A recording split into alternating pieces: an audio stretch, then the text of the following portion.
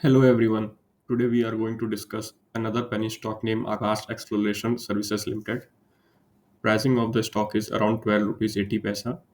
If we look the business of the company, so the company is in the business of oil and gas field exploration services.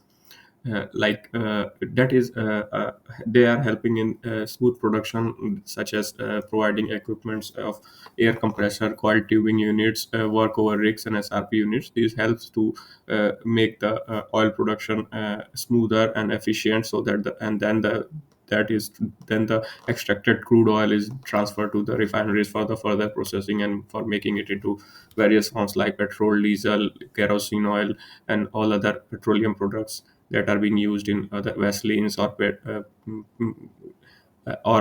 we would say paint products and other factors. If we look at the clientele of the company, so the company is in the business of company is having a clientele of every Indian company that is operate that in the operation of oils and refinery, from the ONGC to Vedanta to Reliance to Essar to Can to IOC. These all are the majors and dominant player in the India in petroleum industry, and the company is having clientele of these all companies. It shows that the company is having so much strength, and company is, even though the company is a penny cap stock of 129 crore rupees of market cap, but still a company is having a clientele of these type of companies like Reliance. The largest market cap in the India is being uh, taken by Reliance Industries itself, which is valued around 20 lakh crores. If that type of company is a client of you, so it shows that you will never have a crisis on the hand of cash receivables or the contracts, or they will always have a sustainability because they are not overly dependent on a single client. As well, they are having clientele of ONGC to IOCL to um, various other companies like Vedanta and etc Essar etc Can. So if we look at the market cap, so market cap is a nano cap company around 129 crore. Stock P is decent enough, which is 20.8. Obviously this is a service sector company, so the PE is always good of them company like this, but industry PE is 40.25, so the company have a potential to double its market price or double its current price if we compare it on the basis of PE of their industry peers.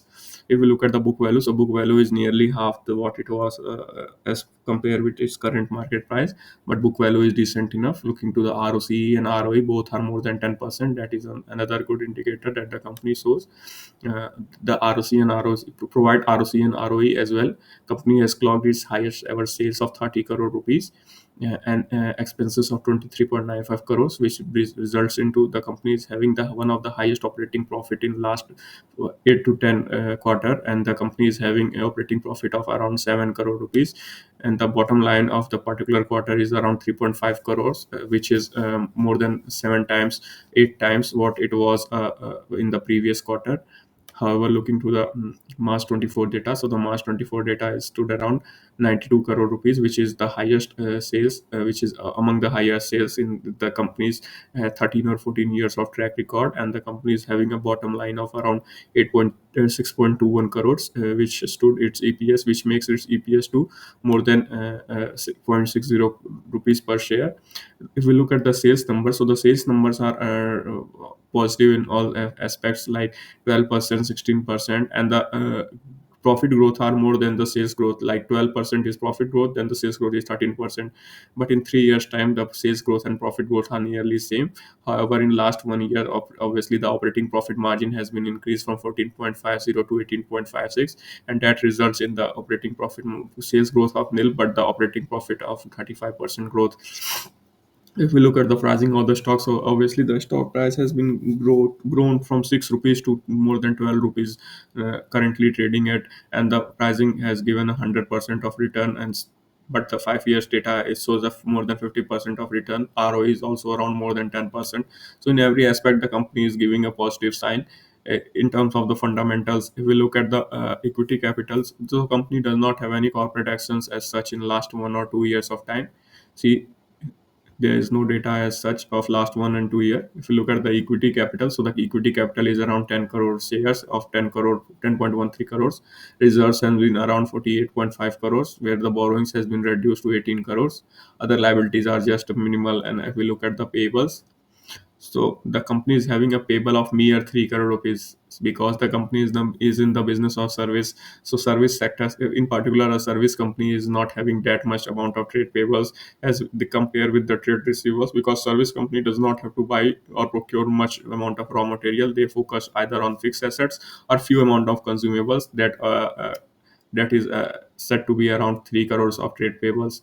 If we look at the fixed assets, so the company is having fixed assets of plant and machinery. Obviously, all the equipment and machinery that company is using for the efficient production of oils from the oil wells, and providing other affiliate services as well. If we look at the trade receivables, so the trade receivables has been sourced to the highest of amount 24.5 crores. That means that the sum of the more working capital has been blocked by the company in this particular year, as we compare it with the other financial year.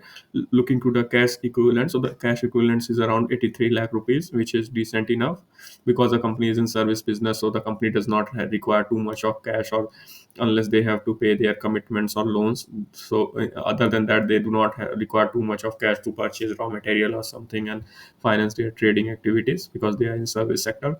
If you look at the operating profit from the cash, or the cash through operation business, so the cash surplus is around 10 crores. That is a good number, and company has around 1.78 crores of interest payments, and that can easily be paid by the companies from the cash surplus that is generated from the operating activity. Looking to the debtor days, so the debtor days has been again improved from 60 days to 97 days. It is more than what it was, 1.5 times. But on an average, the company have a debtor day of 90 to 900 days. If we look at the data of last 10 years of time, so the company is in line with their debtor days, and that is not a concern for time being. Looking to the working capital days, so the working capital has obviously been toppled to I would say 68 days, which was 19 and 51, 37, 38. In last 5 years, the working capital days has been moved to as high as 67 days, and that would be an that would not be a concern for now, because the company is not that is not a issue, that is not something to be worried about. However, promoters has reduced their shareholdings, but after June 22 they has not reduced their shareholding.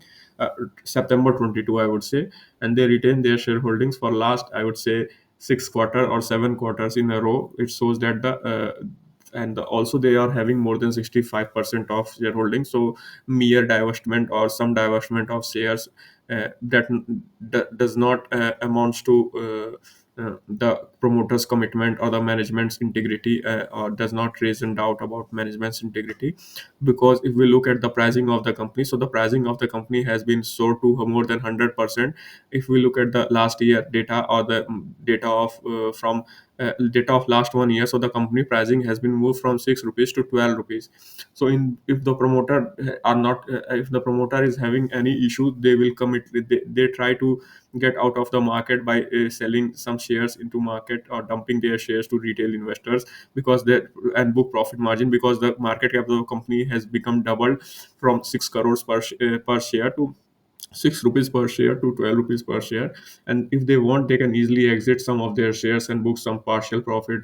But they did not do it in last. If we look at the last 6 or 7 quarters of results and the shareholding pattern, so that shows that the management is committed, and management is working on the sustainability of the company, rather than booking some partial profit and exiting and dumping that to the public shareholders.